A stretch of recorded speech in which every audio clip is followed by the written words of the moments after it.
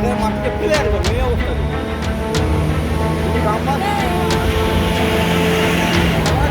হয়ে স্যারকে আমরা কৈফত চাইলাম যে ওয়ারেন্ট কি আছে, বলে কোনো ওয়ারেন্ট নেই।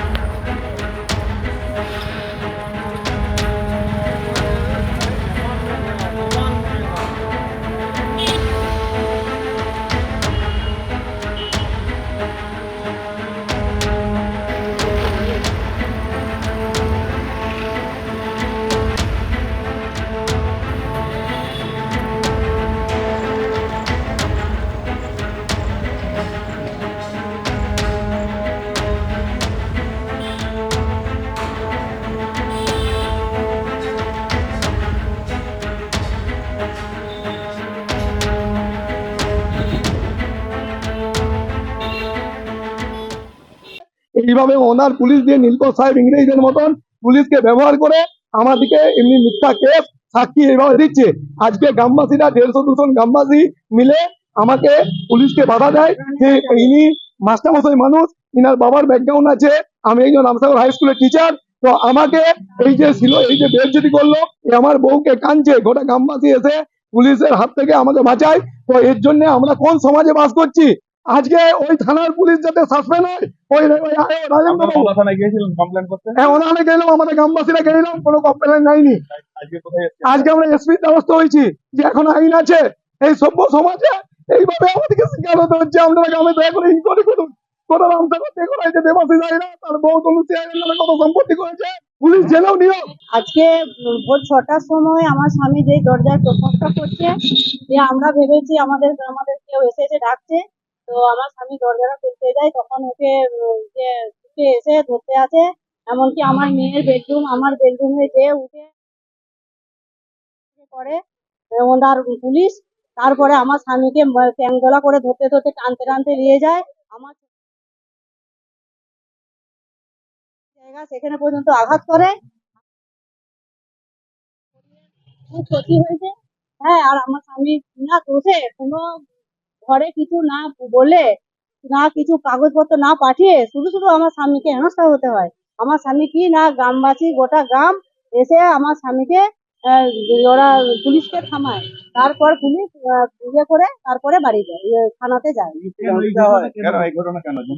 হ্যাঁ, এই ঘটনা হচ্ছে আমাদের জমি জায়গা ও কিছু আমাদের ও লিখিত ভাবে আমাদের রেকর্ড নাই বলে ও রেকর্ড করে নিয়েছে, দলিল আছে অথচ রেকর্ড করে নিয়েছে।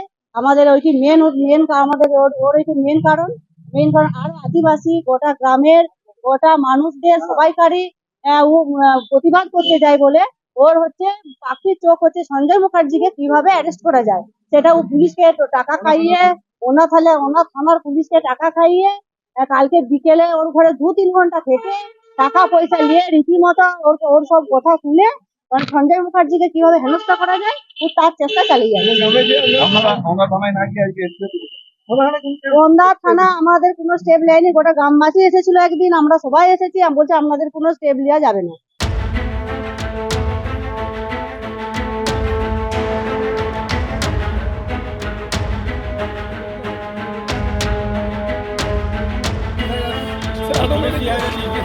আপনি নোটিশ করুন, বলে না আমরা ফয়সলা করবো, বাঘের মাটিতে ফেলে একদম এই অবস্থা গ্রামবাসী হয়ে স্যারকে আমরা কৈফত চাইলাম যে ওয়ারেন্ট কি আছে, বলে কোনো ওয়ারেন্ট নেই।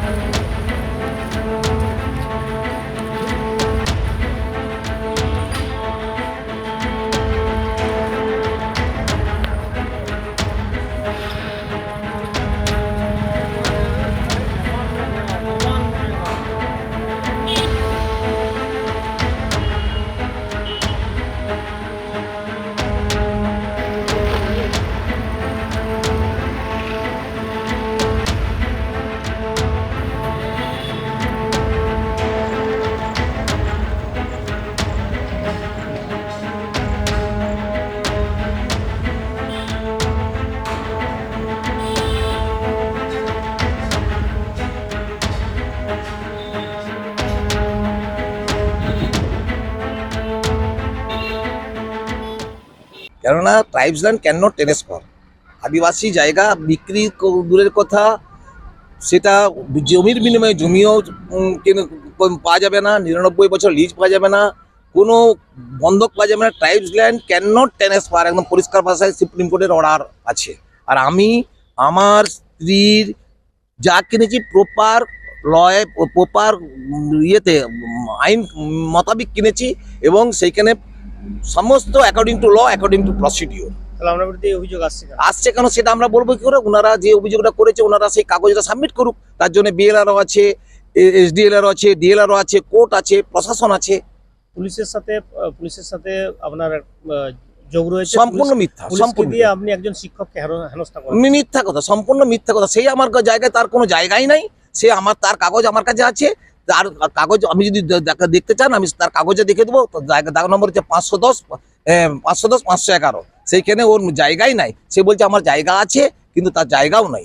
যদি একটা পুরো গ্রাম আপনার বিরুদ্ধে অভিযোগ করছে, ও তারপর- একটা গ্রাম অভিযোগ করছে, সে আমি কি করে বলবো? আমার কথা হচ্ছে পরিষ্কার কথা, আমি আমাদের ল্যান্ড, আমাদের একটু কেনাবেচা আছে, কিন্তু আমি কোনো কোনো অসত্য কাজে, অধর্ম কাজে, ইলিগেল কাজে আমি যেতে পছন্দ করি না। এবার অফিসে এলাম বলতে আমার স্বামীর নামে 6 জায়গা আছে, দলিল রেকর্ড ফ্রি আছে, কিন্তু দেবাশিস হাজরা ওটাতে গাছ লাগিয়েছে, দিয়ে ওটা দিতে চাইছে না। আমরা বলছি আমাদের জায়গা, বলছি না তোমাদের কিছু নেই, এটা আমার। দিয়ে আমার স্বামীকে তো দুটো কেস দিয়েছে। তা দুটো কেস দিয়েছে, একটা মারপিট আর একটা এমনি জমি জায়গার কেস। তারপর একটা 33 শতক জমি চাষ করছি, সেটাতে আমরা, সেটাও বলছে যে পুলিশ দাঁড় করিয়ে আমি মাটি ফেলবো, সেটা আমার। দিয়ে আমরা বলছি না আমরা ছাড়বো না। সেটা 33 শতকের জমি, 33 লাখ টাকা দাম, কিন্তু আমাকে বলেছে 50,000 টাকা দেবো, জমিটা ছেড়ে দিতে হবে। আদিবাসীদের জমি তো অন্য কেউ হস্তান্তর করতে পারে না। হ্যাঁ, কিন্তু ও বলছে যে না এটা তো আমি কিনে নিয়েছি, তোমরা তো দখলদারি, আমি কিনে নিয়েছি, এটা জমিটা ছাড়তে হবে। আমি বলেছি না আমি ছাড়বো না। দিয়ে বলছে যে না তোমাকে তো 50,000 টাকা দিবো, না হলে 1 বিঘে জমি দেবো। আমি বলছি না, এখানে তো 33 শতক জমি, 33 লাখ টাকা দাম, আর তুমি 1 বিঘা জমি দিবে, আমরা ছাড়বো কেন? দিয়ে ছাড়িনি, ওই জন্য দুটো কেস তাহলে দিয়েছে কি আমার আপনাদেরকে স্বামী। মার হুমকি? হ্যাঁ, মার হুমকি বলতে আমার স্বামীকে পুলিশে একবার তুলে নিয়ে গেছিল,